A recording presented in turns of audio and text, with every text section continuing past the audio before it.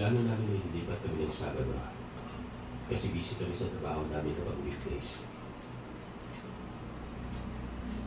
Lunes bago kami lumipat, umalis kami ng mga alas 4:30 ng madaling araw sa bahay.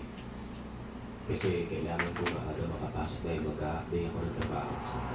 Dahil ma-check ako sa ng hapon. Habang naglalakad papunta sa sakayan, may natanong kami na matandang babae na makakasalubong natin. Konti pa lamang ang tao sa labas pero marami mong nakabukas ng mga karinderya at bukas na yung eskwelahan ng pang-high school. Hindi namin kilala ang personal yung matanda. Pero sa isang taon namin na pag-stay doon, madalas namin siya makita.